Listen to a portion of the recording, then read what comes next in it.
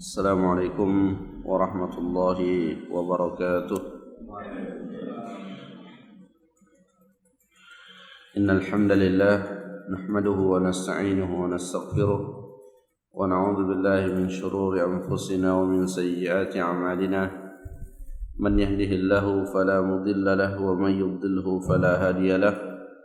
Asyhadu an la ilaha illallah wahdahu la syarika lahu wa asyhadu anna Muhammadan abduhu wa rasuluh. Allahumma salli ala Muhammad wa ala alihi wa sahabatihi wa man sara ala nahjihi wa ihtada bihadihi wastanna bi sunnatihi ila yaumil qiyamati. Amma ba'd. Masyiral muslimin jamaah salat subuh rahimani wa rahimakumullah.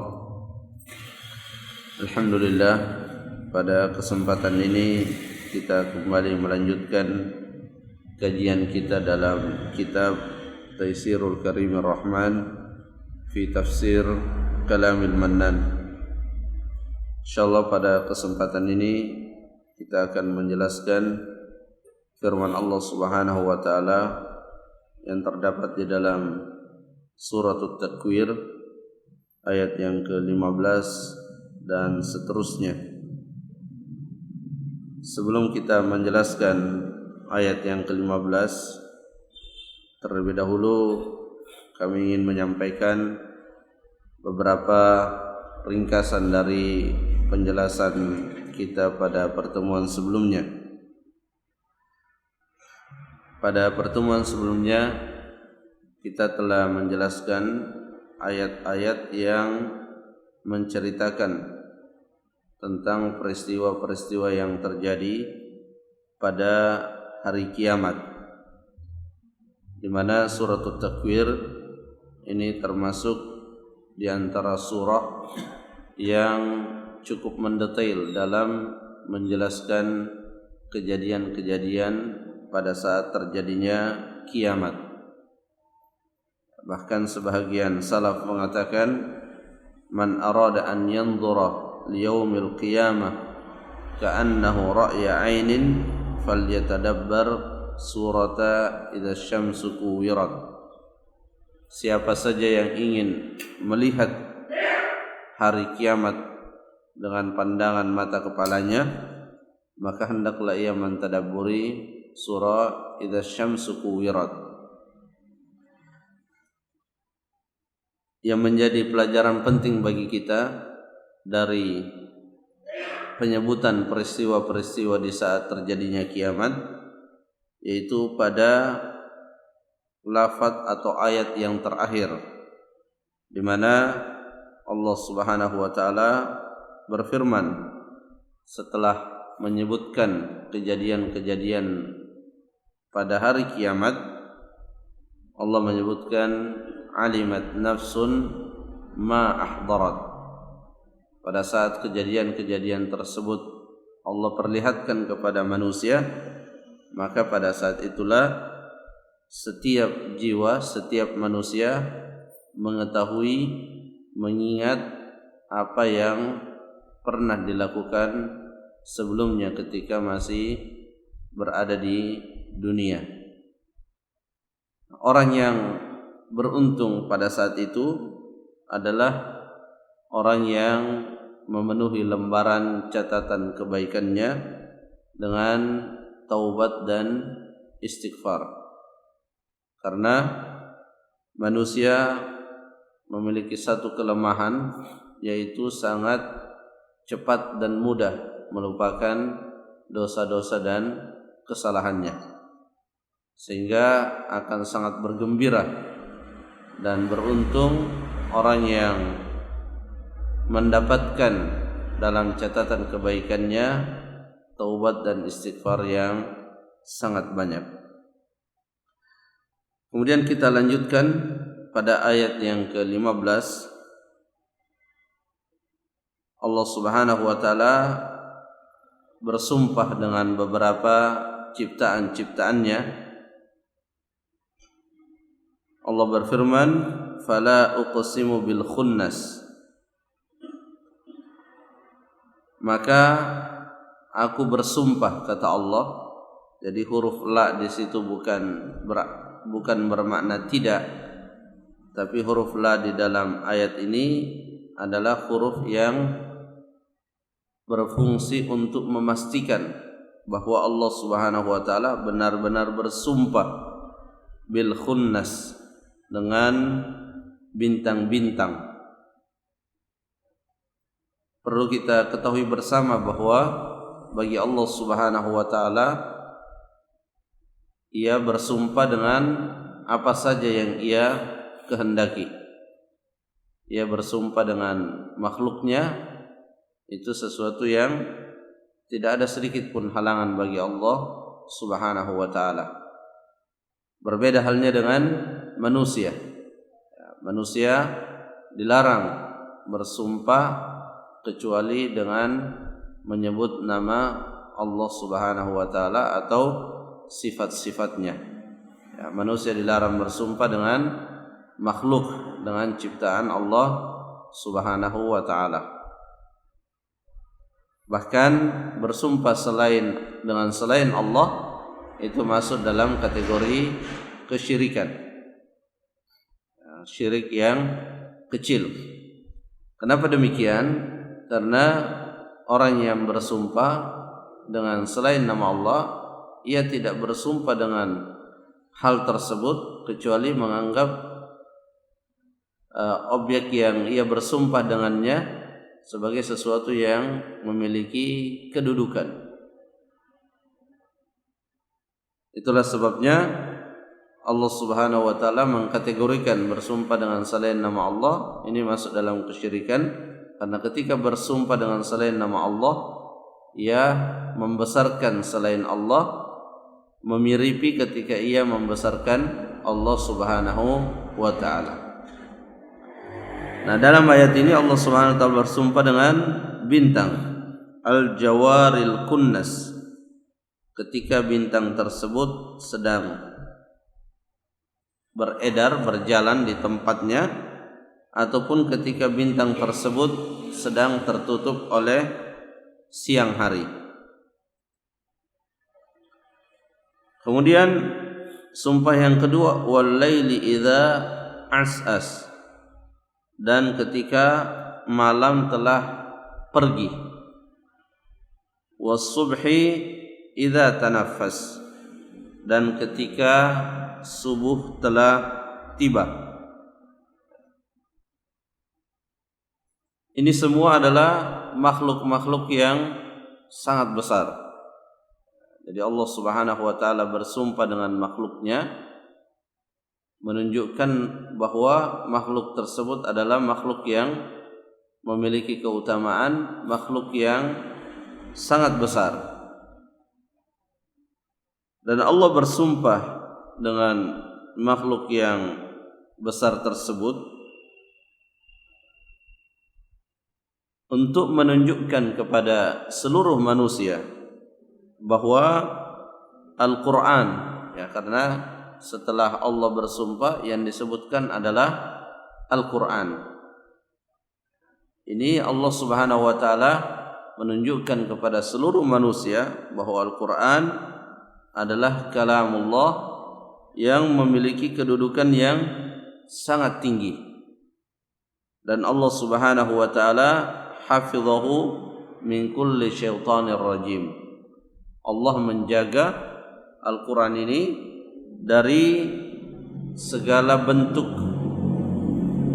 usaha dan upaya untuk menodainya yang dilakukan oleh syaitan yang terkutuk. Setelah Allah Subhanahu wa taala bersumpah dengan beberapa makhluknya, Allah kemudian menyebutkan innahu laqaulu rasulin karim. Inilah yang merupakan tujuan kenapa Allah bersumpah, ingin memastikan kepada seluruh manusia bahwa Al-Quran ini adalah laqaulu rasulin karim. Dia adalah perkataan rasulin karim, utusan yang mulia. Utusan yang mulia yang dimaksud di sini adalah Jibril alaihi salam. di dalam surah Al-Haqqah di sana juga ada ayat yang sama. Innahu laqaulu rasulin karim. Tapi yang dimaksud di surah Al-Haqqah dengan perkataan utusan yang mulia itu adalah Nabiullah Muhammad sallallahu alaihi wasallam. Jadi utusan Allah untuk membawa Al-Quran dari malaikat itu adalah Jibril, malaikat yang paling mulia. Kemudian utusan Allah dari manusia itu adalah manusia yang paling mulia, yaitu Rasulullah Muhammad sallallahu alaihi wasallam. Nah, di sini dikatakan innahu laqaulu rasulin karim, sesungguhnya Al-Qur'an itu adalah perkataan Jibril. Di ayat lain dikatakan perkataan Rasulullah. Ini tidak menafikan bahwa Al-Qur'an itu adalah kalamullah. Al-Qur'an itu adalah perkataan Allah Subhanahu wa taala. Nah, pertanyaannya kenapa di sini Allah mengatakan itu adalah perkataan Jibril? Allah menisbatkan Al-Quran bahwa dia adalah perkataan Jibril karena tentu Jibril mengucapkannya. Di saat Allah Subhanahu wa taala menyampaikan atau memerintahkan kepada Jibril untuk menyampaikannya kepada Rasulullah, maka pada saat Jibril menyampaikannya kepada Rasulullah, tentu Jibril mengucapkannya. Maka karena Jibril mengucapkannya, Allah mengatakan dia adalah perkataannya Jibril. Tapi secara hakikat perkataan Al-Quran ini adalah perkataan Allah Subhanahu wa ta'ala. Sama halnya juga kenapa di dalam surah Al-Haqqah Allah mengatakan sungguhnya Al-Quran itu perkataannya Muhammad ya. Karena ketika Nabi Muhammad menyampaikan Al-Quran ini kepada manusia, maka Rasulullah SAW mengucapkannya. Jadi disebutkan oleh Syekh Muhammad bin Shalih Al-Utsaimin bahwa Al-Quran dikatakan oleh Allah adalah perkataan malaikat bin niyabah ya, karena malaikatlah yaitu Jibril yang mengucapkan Al-Quran tersebut ketika menyampaikannya kepada Rasulullah. Kemudian dikatakan Rasulullah adalah dikatakan juga bahwa Al-Quran ini adalah perkataannya Rasulullah karena Rasulullah yang mengucapkannya ketika menyampaikannya kepada seluruh manusia. Namun pemilik daripada ucapan ini adalah Allah Subhanahu wa ta'ala. Innahu laqaulu rasulin karim. Ini adalah Al-Quran adalah ucapan utusan yang mulia. Yang dimaksud di sini adalah Jibril. Allah mensifatinya dengan sifat yang mulia karena kemuliaan akhlaknya wa kathratu khisalihi al-hamidah, dan Jibril juga memiliki banyak sekali sifat-sifat yang terpuji. Dan Jibril adalah afdalul malaikah wa a'zamuhum rutbatan 'inda rabbih. Dia adalah malaikat yang paling mulia dan dia adalah malaikat yang paling tinggi derajat dan kedudukannya di sisi Allah Subhanahu wa ta'ala. Kemudian disebutkan kembali sifat daripada malaikat Jibril. Allah Subhanahu wa ta'ala menyebutkan semua ini ada kaitannya dengan Al-Quran. Jadi Al-Quran ini adalah kalamullah yang sangat mulia. Maka yang membawanya pun itu adalah malaikat yang paling mulia. Yang sifat pertama yang Allah sebutkan karim. Kemudian sifat yang kedua dzi quwwah. Dia adalah malaikat Jibril adalah malaikat yang sangat kuat. Ya, sangat kuat di sini ala ma amarahu Allah bih. Sangat kuat dalam menjalankan segala apa yang Allah perintahkan kepadanya. Apapun yang Allah perintahkan kepada Jibril, Jibril melakukannya. Menunjukkan bahwa Jibril sangat kuat. Jadi kuat dan tidaknya manusia seperti disebutkan dalam hadis al-mu'minul qawi, mukmin yang kuat itu adalah kuat dalam menjalankan perintah-perintah Allah dan menjauhi larangannya. Itulah mukmin yang kuat. Nah, Jibril ketika Allah memerintahkan kepadanya, maka Jibril melaksanakannya. Ya, di antara yang menunjukkan betapa kuatnya Jibril ketika Jibril diperintahkan untuk menghancurkan perkampungannya Nabi Lut, di mana disebutkan di dalam riwayat bahwa Jibril hanya menggunakan ujung sayapnya untuk mengangkat beberapa perkampungan milik kaum Nabi Lut, diangkat setinggi-tingginya, ya, kemudian dibalik dan dijatuhkan. Itu menunjukkan betapa kuatnya Jibril alaihi salam. Dzi quwwatin inda dzil arsy makin. Ya, dan Jibril ini sangat dekat kepada dzil arsy, pemilik arsy, yaitu Allah Subhanahu wa taala. Muqarrabun indallah. Dia sangat dekat kepada Allah Subhanahu wa taala. Memiliki kedudukan yang tinggi dan kekhususan-kekhususan yang Allah berikan kepadanya yang tidak diberikan kepada malaikat yang lain.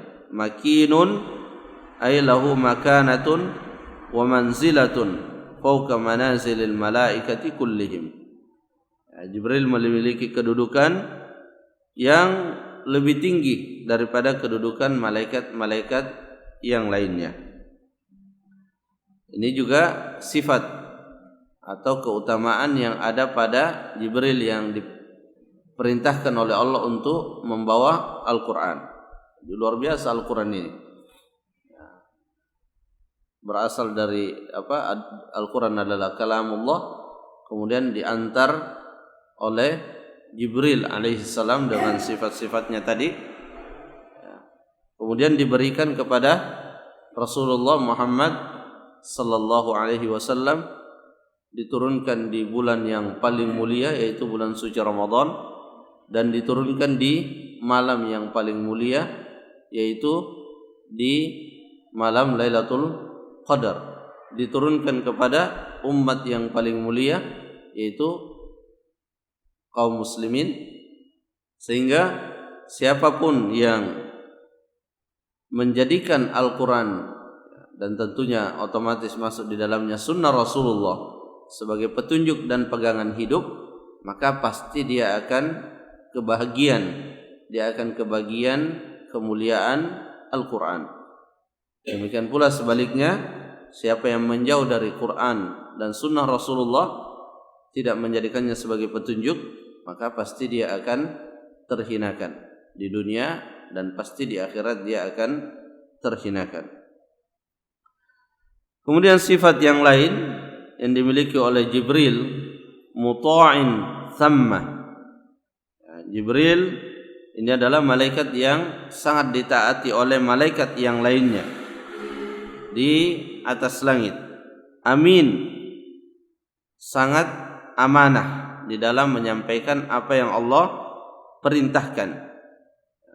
Malaikat tidak akan menambah dan tidak akan mengurangi. Dia menyampaikan sebagaimana apa yang Allah perintahkan, sehingga sangat keji apa yang dituduhkan oleh orang-orang atau sebagian orang-orang Syiah yang mengatakan bahwa Jibril salah dalam memberikan Al-Quran. Ini adalah tuduhan yang sangat keji.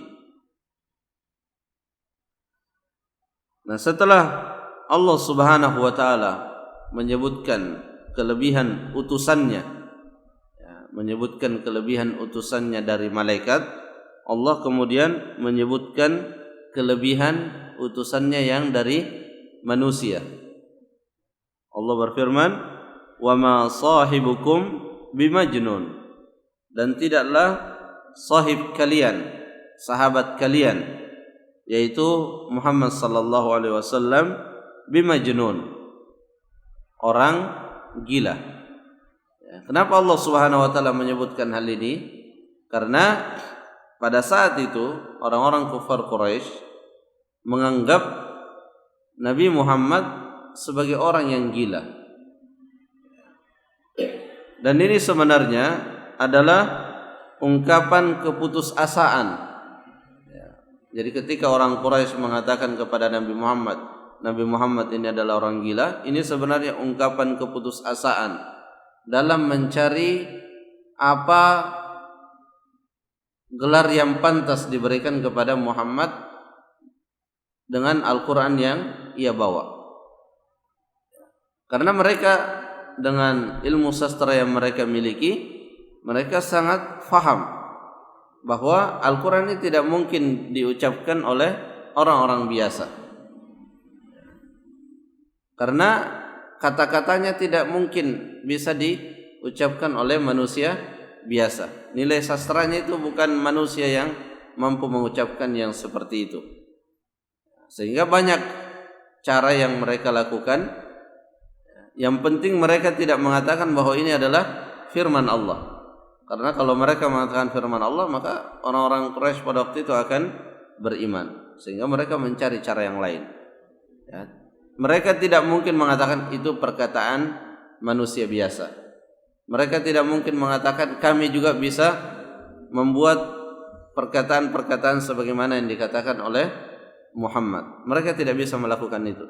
Sehingga mereka berusaha mencari cara yang lain. Jadi mereka sudah tidak mampu menghadapi Nabi Muhammad, dalam arti tidak mampu meniru apa yang dibawa oleh Nabi Muhammad. Maka ketika orang seperti itu, akhirnya yang diserang adalah pribadinya. Dan itu sesuatu yang nampak pada kebanyakan manusia. Ketika dia tidak lagi mampu menghadapi dalil-dalilnya, maka yang diserang biasanya adalah pribadinya. Dicari-cari hal-hal yang juga sesungguhnya celaan itu tidak ada pada orang yang dicelanya. Rasulullah SAW dikatakan orang gila oleh mereka. Di ayat yang lain Rasul dikatakan bahwa dia adalah seorang penyair, tukang sihir. Ya. Intinya mereka faham bahwa Al-Quran sesuatu yang sangat luar biasa, tidak mungkin diucapkan oleh manusia biasa. Wa ma sahibukum bimajnun, dia bukanlah orang yang gila. Wa laqad ra'ahu bil ufuqil mubin. Kemudian Allah Subhanahu wa taala menyebutkan satu kelebihan yang ada pada Nabi Muhammad yang tidak dimiliki oleh siapapun pada waktu itu, yaitu walaqad ra'ahu bil ufuqil mubin. Ay ra'a Muhammadun sallallahu alaihi wasallam Jibril alaihi salam bil ufuqil bayyin. Nabi sallallahu alaihi wasallam pernah melihat Jibril, bahkan Nabi pernah melihat Jibril. Di sini maksudnya melihatnya dalam wujud aslinya. Ini tidak mungkin kalau dalam jelmaannya para sahabat melihatnya. Ketika Jibril datang kepada Rasulullah, duduk di hadapan beliau, menyandarkan lututnya kepada lutut Rasulullah, kemudian bertanya apa itu iman, apa itu Islam, apa itu ihsan.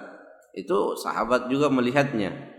Tapi melihat dalam jelmaannya seperti manusia biasa. Tapi wujud aslinya itu tidak pernah dilihat kecuali oleh Rasulullah. Dan itulah yang semakin membuat Rasulullah yakin dengan apa yang beliau jalankan dari menyampaikan risalah Allah. Jadi Rasulullah SAW sama sekali tidak pernah khawatir akan resiko-resiko yang beliau hadapi, karena beliau tahu Allah Subhanahu wa taala memiliki para malaikat, di antaranya adalah malaikat Jibril. Wa laqad ra'ahu bil ufuqil mubin wa ma huwa 'alal ghaibi bidhanin. Dan Rasulullah sallallahu alaihi wasallam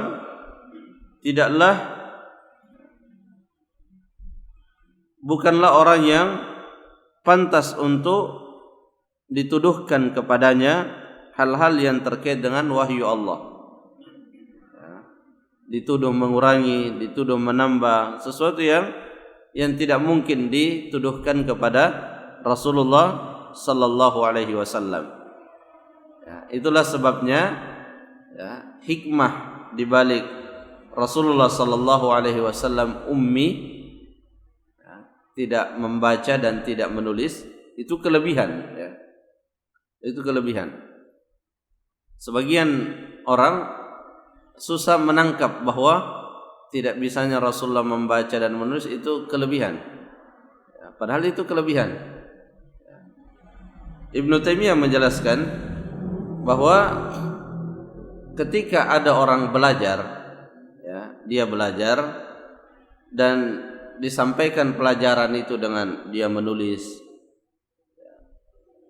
dengan orang yang belajar tanpa dia menulis tapi dia bisa menyerap seluruh apa yang disampaikan dari hafalannya, maka tentu yang lebih hebat itu adalah yang tanpa menulis tapi dia bisa mengetahui seluruh ilmu yang disampaikan. Dan itulah Rasulullah sallallahu alaihi wasallam. Jibril mengajarkan kepada dia tapi Nabi tidak pernah menulisnya, dengan bekal pendengarannya saja dan hafalannya yang sangat kuat. Dan hikmah yang lain, dengan Rasulullah tidak membaca, orang-orang Quraisy tidak mungkin memiliki celah untuk mengatakan bahwa Al-Quran ini hasil bacaannya Muhammad. Tidak ada celah di situ, karena dia tidak bisa membaca, sehingga tidak ada lagi jalan lain kecuali dari wahyu. Tapi orang Quraisy mengatakan tidak, itu syair, itu sihir dan sebagainya. Wa ma huwa 'alal ghaibi bidhanin. Al-ghaib yang dimaksud di sini adalah wahyu yang Allah wahyukan kepada beliau. Beliau bukanlah orang yang layak, sangat tidak pantas untuk dituduh menambah atau mengurangi atau menyembunyikan apa yang Allah wahyukan kepadanya.